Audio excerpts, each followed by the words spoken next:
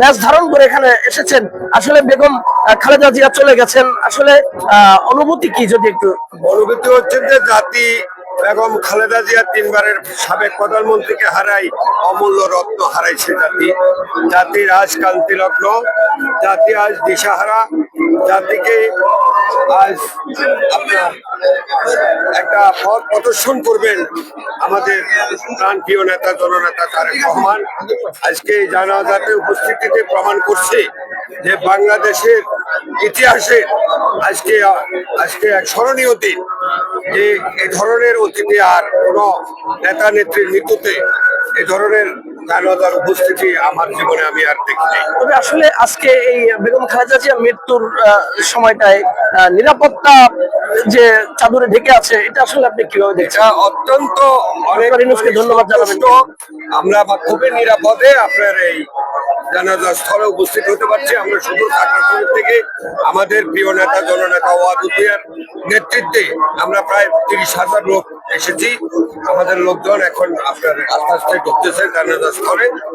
আমি সাবেক পৌর বিএনপির সভাপতি, সাবেক মেয়র বাদশা মিয়া বলছি।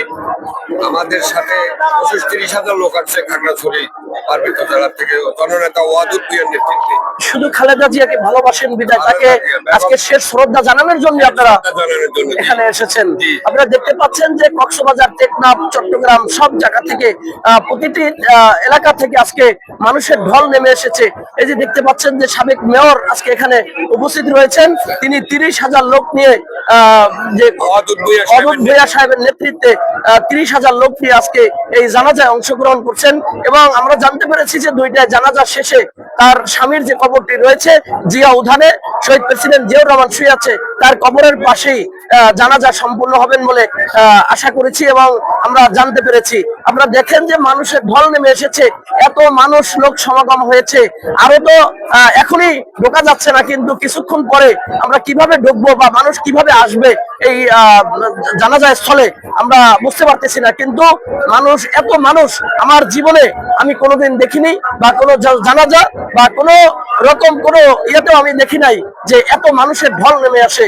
আমরা শাহবাগ এবং এদিকে হচ্ছে গাজীপুরের যে টঙ্গী রয়েছে, এদিকে হচ্ছে গাবতলী ব্রিজ থেকে মানুষের ঢল মানে ঢুকতে পারতেছে না, এত মানুষ হয়েছে। আপনারা দেখেন যে বিভিন্ন জেলা থেকে আগমন করছে সাধারণ মানুষ। আপনারা দেখছেন যে তিনবারের প্রধানমন্ত্রী শহীদ প্রেসিডেন্ট জিয়াউর রহমানের সহধর্মিণী তারেক রহমানের মা, যিনি বিগত সময় তিনবারের সাবেক প্রধানমন্ত্রী দেশনেত্রী বেগম খালেদা জিয়া এই দেশকে